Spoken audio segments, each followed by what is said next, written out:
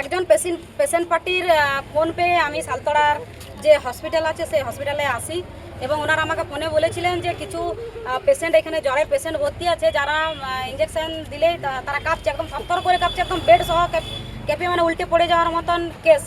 তো সেইটা এসে পর আমি দেখলাম পুরো মহিলার যে রুম আছে, ফিমেল ওয়ার্ড মেল ওয়ার্ড দুটোই ঘুরে ঘুরে আমি দেখলাম এবং প্রত্যেকের মুখে একটাই কথা, ইঞ্জেকশন দিলেই কিন্তু কাঁপছে। এটা ইঞ্জেকশনের নাকি ওই যে স্যালাইনগুলো দিচ্ছেন সেগুলোর প্রবলেম, সেটা আমি ক্ষতি দেখলাম চারিদিকে। গোডাউন সহ গিয়ে দেখলাম, বিএমএইচকে ফোন করলাম 6বার 7বার করার পর একবার ফোন ধরলেন, তো উনি এখনও পর্যন্ত হসপিটালে নেই। জানি না কোথায় আসছেন, আসবে কিনা সেটাও সন্দেহ। এখানে সবাইকার মুখে যেটা শুনলাম মানে আসেই না, প্রায় অধিকাংশ সময় আসেনি না, ওনাকে দেখতেই পাওয়া যায় না। তো সেটা গেল। আর এখানে এসে পরে যেটা দেখলাম, এনএস যেটা ডাক্তারবাবু লিখে দিচ্ছেন এনএস দিতে হবে, সে জায়গায় দিচ্ছেন কি যেন আরএল দিচ্ছেন, আর একটা ডিএনএস আর একটা D10। এই স্যালাইনগুলো দেওয়া হচ্ছে, যেগুলো রিজেক্ট করা হয়েছে সেই স্যালাইনগুলো দেওয়া হচ্ছে।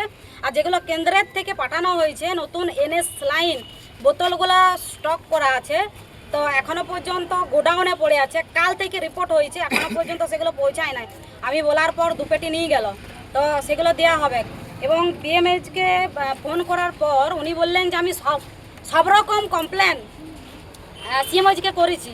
তো যেটা দেখলাম, সিএমএইচকে ফোন করে উনি কোনো কমপ্লেন করেন নাই, ওই একই রকমভাবে ট্রিটমেন্ট চালিয়ে যাচ্ছেন। প্রত্যেকটা পেশেন্ট এখন মৃত্যুর সঙ্গে লড়াই করছে। তো এটা তদন্ত করে দেখার জন্য আমি সিএমএইচকে বলেছি এবং বিএমএইচ যে আসছেন এখনও পর্যন্ত আসেননি জানেনি। আমি এখনও পর্যন্ত আধ ঘন্টা ওয়েট করবো। এখন কটা বাজছে এখন দেখো না, 11:15 বাজছে, এখনও পর্যন্ত বিএমএইচ এখানে উপস্থিত নাই, এখনও পর্যন্ত আসে নাই। জানি না কোথাও হয়তো কোনো কাজে ব্যস্ত আছেন নাকি কি আছেন আমি জানি না, না কোথাও কি যেন চেম্বার মেম্বার করছেন কিনা আমি সেটাও জানি না। খোঁজখবর নিয়ে আমি দেখছি। তো ওনাকেও বিএমএইচকে বলবো ওনার ব্যবস্থা করুন। এবং এরকমভাবে হসপিটাল চলতে পারে না। প্রচুর মানুষ এখানে চিকিৎসা নেওয়ার জন্য আসে, তাদেরকে বেশিরভাগই তো রেফার করে দেওয়া হয়, যেটুকুন থাকে এখানে সেগুলো ভালো করে চিকিৎসা হচ্ছে না। এটা প্রত্যেককে দেখার জন্য অনুরোধ করছি, আমি সাথে আছি।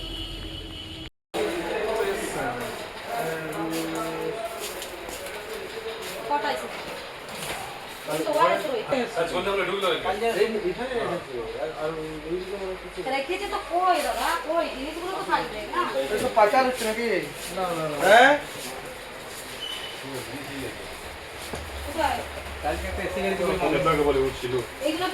প্রদীপটা কই? ডাকো ডাকো।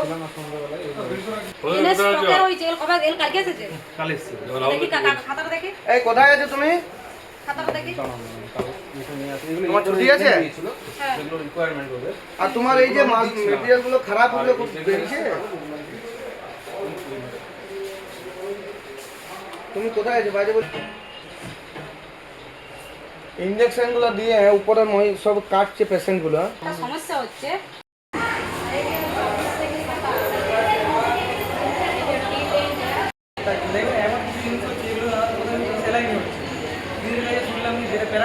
জ্বর কমানোর ওষুধ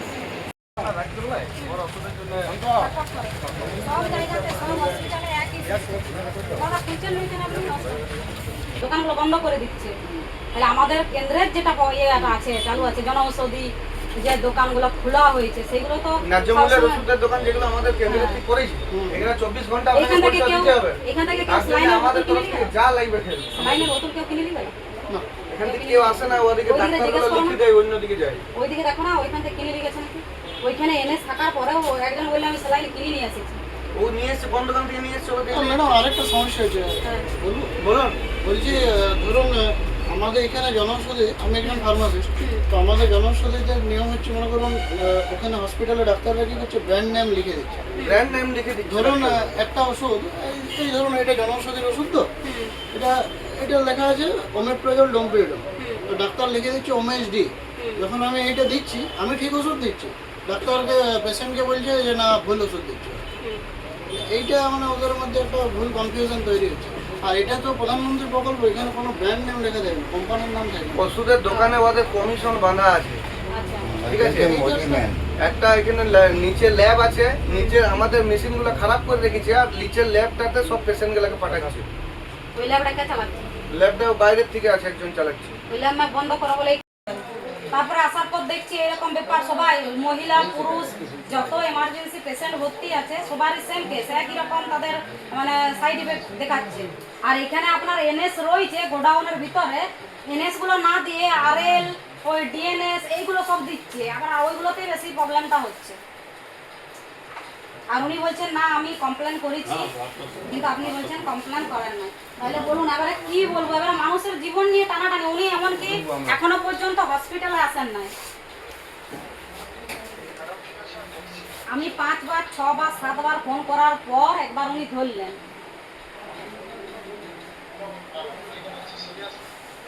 হ্যাঁ, এটা সিরিয়াস নিয়ে আপনি দেখুন গোডাউনে এনএস পড়ে আছে, সেগুলো এখনো পর্যন্ত মানে এমার্জেন্সিতে মানে ইনডোরে নিয়ে যায় না এখনো। ঠিক আছে, আপনি দেখুন। হ্যাঁ, ঠিক। শুনুন, আমি বিএমএডিকে ফোন করলাম, তো উনি বলছেন যে না আমি জানিয়েছি সিএমএডি স্যারকে, কিন্তু আপনি বলছেন জানার নাই। তো হুম। হ্যাঁ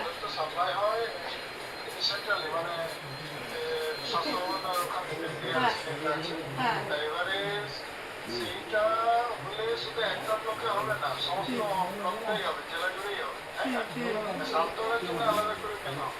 না কিন্তু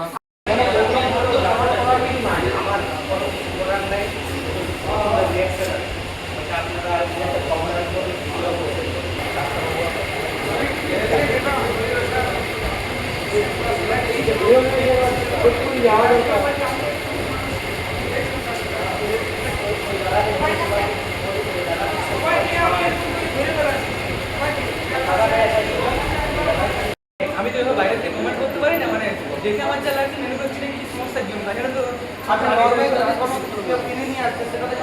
চিন্তা ভাবনা আমাদের দিন, কারণ যেগুলো হচ্ছে না আমরা ট্যাবলেটে কনভার্ট করে দিচ্ছি, কারণ আমাকে বাইরের পয়সা করতে পারবেন না, আমি কী করে বাঁচতে পারবেন, বেসিক্যালি সময় নেই, আমি ট্যাবলেট